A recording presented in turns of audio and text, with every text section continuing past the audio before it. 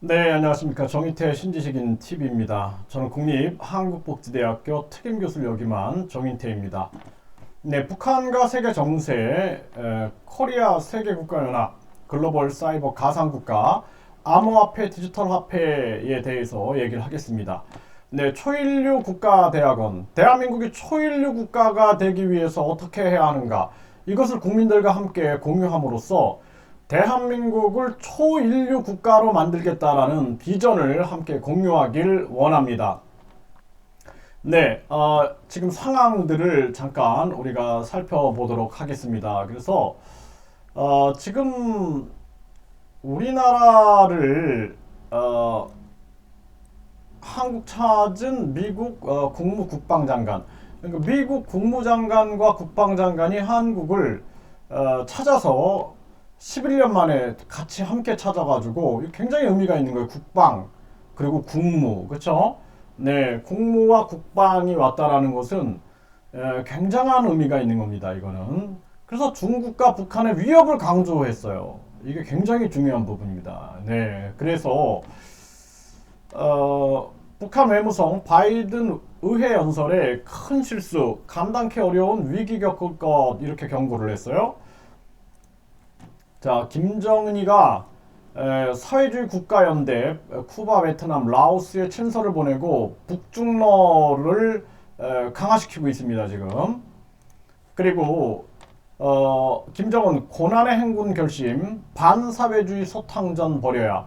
김정은이 반사회주의 소탕전을 벌여야 된다. 이렇게 지금 인민들은 굶어 죽고 있는데 이게 정신을 못 차리고 있는 거예요. 현실 감각이 없는 거예요. 현실 감각. 그러니까 굉장히 위험한 상황입니다. 그래서 독재자들이 위험한 거예요. 그래서 네, 여러분들 아시죠? 네, 뭐 히틀러도 그랬고 또 캄보디아, 네, 캄보디아도 보면 독재자가 진짜 뭐 수없이 많은 사람들을 죽여 나가고 마오쩌둥도 마찬가지죠. 이 사람들을 막 죽여 나가고 그러니까 결국에 한 인간이 제대로 애민 정신을 실천하지 못하면 그런 자들이 권력을 가지면 많은 사람들이 고통을 받게 되는 겁니다. 네.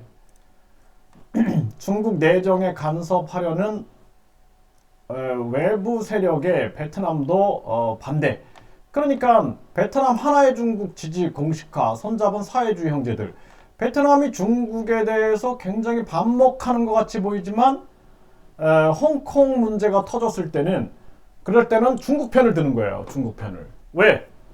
자신들의 공산 권력을 유지해 나가야 되니까. 그렇죠? 한국 기업이 10,000개가 베트남에 있어요. 그래서 제가 유턴 기업 지원법, 네, 우리나라 기업을 유턴시키기 위해서 모든 지자체, 그래서 시군구가 최저임금을 시군구에 맡겨라. 서울 강남구하고 저 강원도 화천군하고 최저임금이 같다라는 게 말이 안 된다. 그래서 우리나라 사람들이 일을 할 수 있겠죠. 우리나라 사람들이 일을 할 수 있지만 우리나라 사람들이 3D 업종에 대해서 거부한다면 우리가 많은 해외 인력을 데리고 들어와야 됩니다. 저처럼 해외에서 많이 활동을 한 사람은 해외 정황을 너무나 잘 알아요. 그렇기 때문에 우리가 정책적으로 최저임금은 시군구에 맡기자. 시군구에.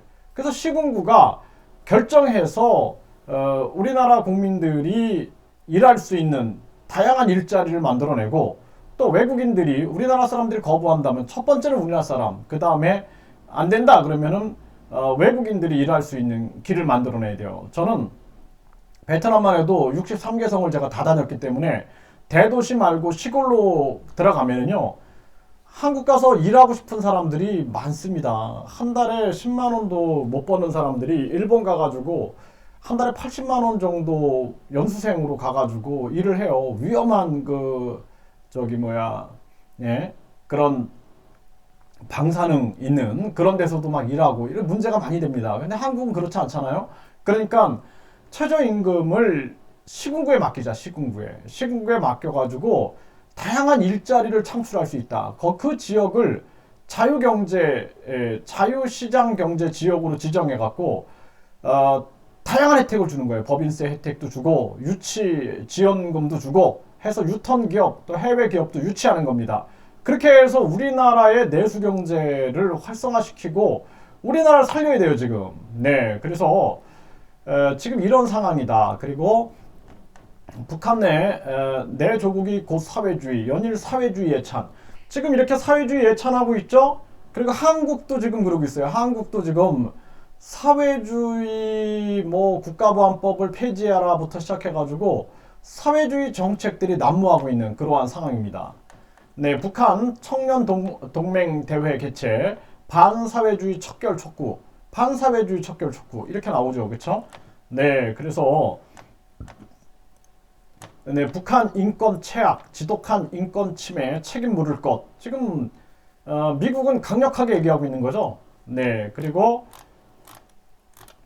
유엔 기구 북한 당국에 29개 인권 사안 설명 요청하고 있다. 이렇게 나오고 있는 겁니다.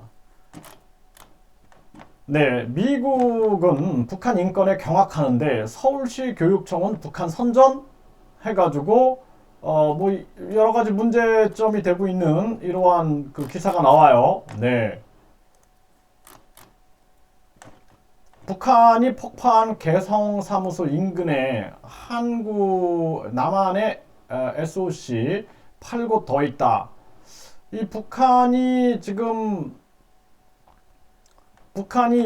개성사무소 인근, 폭파한 개성사무소 인근에 이러한 것들이 더 있다라는 거예요. 그리고 우리 정부 예산, 이 해당 시설물에 투입된 우리 정부 예산은 모두 1,558억 원이다라는 것입니다. 네, 그래서 북한이 6월 폭파한 개성 남북공동연락사무소 인근에 우리 정부가 세금 1,558억 원을 들인 사회 간접자본 시설물이 8개 더 조성되어 있는 것으로 확인됐다.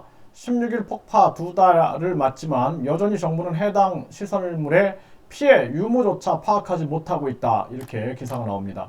이게 지금 동아일보 기사인데요. 굉장히 안타깝습니다. 그렇죠? 이 1,558억 원 국민 혈세죠. 네. 그리고 잿더미 된 170억. 이것도 170억이 들어간 거예요. 남북연락사무소. 이거 배상 받아야 됩니다.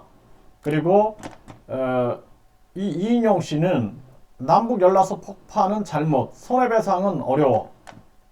손해배상 어렵대네요. 네, 근데 어려운 게 아니라 욕을 해야죠. 네, 연락사무소 폭파 후에도 통일부 연말까지 운영 경비를 지원했다라는 거예요. 운영. 아니 폭파가 됐는데 돈을 지원했다라는 거예요. 그래서 16억 1,000만 원이 증가했다라는 겁니다. 그래서 정말 뭐 이해가 안 돼요. 저는 이 돈을 우리 국민들한테 나눠줘야 될 상황입니다. 네, 그래서 정부는 어떻게든 이런 돈들을 아껴가지고 우리 국민들한테 나눠줘야 되는 거예요. 예?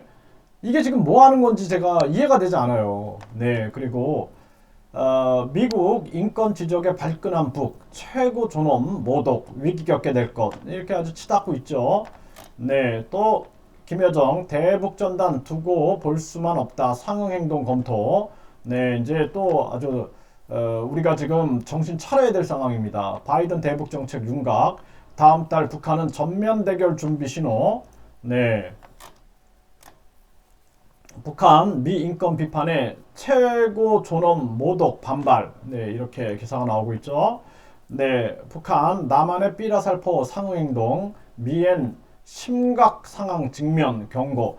이런 상황이 지금 진행이 되고 있는 겁니다. 그래서 우리가 지금 중요한 측면이 뭐냐면 이런 국제 정세를 읽으면서 국내 정치를 풀어나가야 된다는 것이 굉장히 중요한 거예요. 그래서 지금 계속해서 우리나라 안에서 국가보안법을 폐지하자. 그리고 북한에서는 반사회주의 척결운동. 이게 지금 뭔가 맥락이 일치가 되고 있다는 생각을 하게 되지 않나요? 네. 그리고 이러한 정황에서 우리는 지금 발전 동력을 상실하면 안 된다는 거예요. 제가 말씀드렸듯이 유턴기업, 네, 유턴기업 지원법을 아주 실제화해가지고 또 지금 가장 문제되는 게 뭐냐면 자유시장 경제 지역에서는 자유시장 경제가 활성화될 수 있게끔 해야 돼요. 노조가 너무 극성을 부리면은 기업이 발전이 되지 않습니다. 네. 우리가 근로자들을 위한 인권이라든지 노동권을 충분하게 보호를 하되 기업의 활동을 방해하는 건 안 된다라는 거예요. 그렇기 때문에 그러한 부분들을 해가지고 최저임금을 시군구에 맡겨가지고 지방소멸, 저출산 고령화로 지방소멸이 나타나고 있기 때문에 자유시장 경제지역을 지정해가지고 거기서는 법인세를 대폭 인하시켜주고 그 다음에 많은 해외 기업들 그리고 우리 국내 기업이 유턴될 수 있게끔 해서 내수 경제를 활성화시켜야 됩니다. 그리고 인력이 부족하면 외국인 인력도 우리가 유치를 시켜야 돼요. 첫 번째는 우리 국민이 일할 수 있게끔, 두 번째 그래도 인력 수급이 안 된다 그러면은 우리가 외국인 인력을 유치해야 됩니다. 유치해가지고 전개할 수가 있다는 거예요. 그리고 지금처럼 이렇게 시대가 변하고 있어요. 4차 산업혁명을 통해서 시대가 변하고 있을 때 중요한 건 뭐냐면 글로벌 사이버 가상국가를 움직이는 거예요. 글로벌 사이버 가상국가. 그래서 글로벌 사이버 가상국가 비트네이션 같은 게 만들어지는데 글로벌 사이버 가상국가에서는 암호화폐를 사용할 수 있게끔 하고 비트코인, 암호화폐를 막고 시대가 변하고 있는 겁니다. 이제 디지털 화폐 전쟁이 일어난다니까요. 그래서 우리가 공부를 해야 돼요. 우리 정치인들이 같이 공부를 해야 됩니다. 그래서 우리가 함께 암호화폐를 제작하고 평가하고 돈의 가치를 평가하고 거래하는 이러한 부분들을 법제화시켜가지고 보호해줘야 된다는 거예요. 그래서 이것을 새로운 경제혁명, 화폐혁명으로 만들어야 된다는 거예요. 그래서 디지털 화폐를 만들어 디지털 화폐가 한국은행도 디지털 화폐를 전개하고 그리고 개인들이 비트코인 암호화폐를 발행할 수 있게끔 하고 이 암호화폐를 발행하는 거 그리고 평가하는 거 이게 얼마다라는 걸 객관적으로 평가하는 거 그 다음에 거래하는 것을 법제화 시켜가지고 보호해야 된다는 거예요. 그렇게 해서 우리 사회가 글로벌 가상국가를 통해서 암호화폐, 디지털 화폐가 활성화돼서 우리가 기축통화를 향해서 갈 수 있는 비전을 제시해야 된다는 것입니다. 이 글로벌 가상국가 이름을 코리아 세계국가연합으로 하여 코리아 세계국가연합 우리가 유럽에 보면 유럽 국가연합이 있잖아요. 유럽 국가연합 유로라 그러죠. 그렇죠? 유럽 국가연합. 그래서 우리가 EU라 그러잖아요. EU. 그렇죠? EU라 그래서 유럽 국가연합처럼 가야 된다는 거예요. 또 이제 디지털 사회이기 때문에 지역 국가연합이라는 거 의미가 없어요. 동남아 국가연합. 그렇죠? 동남아 국가연합이 있고 소련이 해체되면서 독립국가연합이 있습니다. 독립국가연합. 그러니까 다 그 지역 사회에서 만들어진 거예요. 과거에는. 하지만 지금은 어때요? 초연결 시대, 초인터넷 시대가 열렸기 때문에 이제 그런 건 의미가 없어요. 시간과 공간을 초월해가지고 이제는 누가 새로운 아이템을 가지고 저 디지털 화폐, 비트코인, 암호화폐를 잡아나가고 그리고 미래를 열어가느냐가 그 사람이 주도권을 잡게 돼 있는 거예요. 그러면 우리는 빨리 글로벌 사이버 가상국가인 코리아 세계국가연합을 만들어가지고 여기서 비트코인을 사용할 수 있게끔 하고 디지털 화폐를 사용하여 한국은행이 빨리 디지털 화폐를 만들어야 됩니다. 그렇게 해가지고 중국의 디지털 화폐와 미국의 디지털 화폐하고 경쟁할 수 있게끔 해야 돼요. 그러면 우리도 기축통화의 패권을 우리가 이 통화 패권을 우리도 도전할 수 있다는 것입니다. 지금이 기회야. 이제 지나면은 못 잡아요, 이것을. 그래서 4차 산업혁명에 우리가 잡아야 된다는 것입니다. 그러니까 저 같은 신지식인은 이런 고민을 하면서 잠을 이루지 못하는 거예요. 지금이 기회인데, 지금 잡아야 되는데, 이걸 왜 못하는가? 그리고 이 코리아 세계국가연합에서 비트코인이 무역이 여기서 활성화되는 거예요. 그래서 4차 산업혁명을 통해서 앞으로는 드론을 가지고 그냥 산에다가 산삼, 우리 산삼 씨앗을 뿌려가지고 거기서 그냥 우리가 이 국가 전체를 거대한 임업단주로 만들어갈 수 있다는 거예요. 드론이 있기 때문에 그것이 가능합니다. 그 드론을 통해서 산삼 전 국가 단지를 전 국가의 산에 우리가 그냥 산삼 씨앗을 뿌려가지고 우리가 산삼 단지들을 만들어 나가고 그것을 국민 기업화 시켜가지고, 국유림 같은 경우는 국민 기업화 시켜가지고 그 수익금을 국민에게 나눠주는 거예요. 예? 그래서 제가 이것을 국민권익금이라고 얘기하는 거예요. 국민권익금, 국민기업. 예? 그 공기업은 없어진다. 앞으로 공기업이라는 이름은 없어지고 국민기업이다. 그리고 또 우리가 중요한 게 뭐냐면 공공기관 없어진다.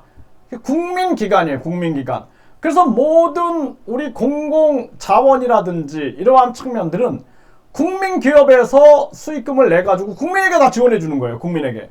그러니까 국민들이 기업을 사랑하게 만들어주고 나라를 사랑하게 만들어주는 것입니다. 그래서 국민들에게 국민권익금이 나가는 거예요.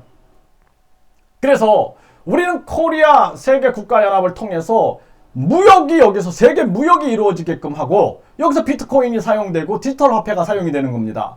그리고 여기서 한국의 문화예술이 세계로 진흥되게 만들고 여기서 비트코인, 암호화폐, 디지털 화폐가 사용하게 되고 한국의 사이버 대학들이 들어오는 거예요. 그래서 교육을 세계화시켜서 우리가 앞으로는 영어를 공용화한다. 그래서 한국어를 세계화시키면서 영어를 공용화시켜가지고 우리는 세계를 잡아나가는 겁니다. 이게 바로 초일류 국가의 그림인 거예요. 그래서 우리가 그럼 영어가 공용화되면 한글은 어떻게 됩니까? 한글이 세계화된다니까요. 더 크게 세계화됩니다. 그래서 한글을 세계화시키고 우리 한국의 의료, 또 바이오 생명과학, 4차 산업혁명, 예? 모든 그러한 것들을 사이버 가상국가를 통해서 전 세계 디지털 무역화를 시켜버리는 거예요. 이렇게 해가지고 우리 문화예술계도 살리고 우리 모든 농업, 임업, 어업, 수산업, 농업, 임업, 축산업 모든 업을 살리고 유통기업을 만들어가지고 유통기업, 한국의 기업들이 유턴하게 만들고 세계 기업들을 유치해가지고 시군구가 앞으로 최저임금을 담당해라. 자유시장 경제지역을 지정해서 거기는 상속세 없다. 거기는 상속세 없고 거기는 증여세 없다. 거기는 각종 재산세 이런 것들을 없애버리는 겁니다. 그렇게 해보면 국민들이 나중에는 야 이게 맞네. 이게 맞네. 이게 맞구나. 와 거기는 금융실명제 없어. 그러니까 세계 자본일로 모이는구나. 대한민국이 초일류 국가가 되는구나. 이거 국가 전체로 확대하자. 이렇게 나가게 되는 겁니다. 그래서 전략적으로 움직여야 된다는 거예요. 그래서 저는 글로벌 사이버 가상국가 코리아 세계국가연합을 통해서 나중에는 우리 한국의 성공한 그림이 알려지게 돼요. 그러다 보면은 진짜 이게 이제 오프라인에서 코리아 세계국가연합이 만들어집니다. 그래서 이제 유럽연합 그리고 아세안 동남아 국가연합, 독립국가연합처럼 국가연합이 만들어지는 거예요. 그래서 국가연합이 코리아 세계국가연합이 만들어져서 여기서 한국이 세계를 주도하는 그림이 만들어지는 것입니다. 이게 미래 대한민국이 가야 할 초일류 국가의 그림인 거예요. 그래서 이제 대통령은 미래를 바라보고 초일류 국가로 대한민국을 만들어 나갈 수 있는 그런 4차 산업혁명과 5차 산업혁명을 준비할 수 있고 끌어안을 수 있는 대통령이 되어야 된다는 것입니다. 저는 제 강의에 동의하고 이해하는 그러한 사람들이 한 사람 늘어난다면 대한민국이 초일류 국가가 된다. 저는 그렇게 확신을 가지고 있어요. 그렇기 때문에 제가 열심히 강의하는 겁니다. 열심히 강의하는 거예요. 그래서 많은 분들이 토요일도 제가 일요일도 밤에도 낮에도 강의하는 이유는 지금 대한민국이 아주 위기적 상황이다. 이런 위기적 상황에 미래를 바라보고 미래를 주도해 나갈 수 있는 대한민국을 초일류 국가로 만들 수 있는 그러한 대통령을 20대 대통령으로 뽑아야 된다. 전 그렇게 보고 있는 것입니다. 그렇기 때문에 정말 국민을 사랑하고 정말 국민과 함께 대한민국과 함께 운명을 같이 할 수 있는 진실한 사람, 거짓말하지 않고 오직 진실을 가지고 국민을 대할 수 있는 정의롭고 양심 있고 이러한 사람이 나타나가지고 진짜 대한민국을 구해야 된다. 저는 그렇게 보고 있는 것입니다. 북한과 세계 정세, 코리아 세계 국가연합, 글로벌 사이버 가상국가, 암호화폐, 디지털 화폐에 대해서 말씀을 드렸습니다. 제가 이 방향을 계속 설명을 하면서 오늘도 제가 오전 내내 진짜 이 바이오 생명 과학의 미래와 한국의 미래에 대해서 내가 굉장히 중요한 토론을 했어요. 그래서 정말 많은 사람들이 이 의미를 이해하게 돼서 대한민국을 진짜 전라도 경상도 싸우는 쫌팽이 국가가 아니라 진짜 세계 초유 인류 국가로 만들 수 있는 그러한 미래로 가야 한다. 저는 이렇게 여러분들과 함께 비전을 공유하겠습니다. 감사합니다.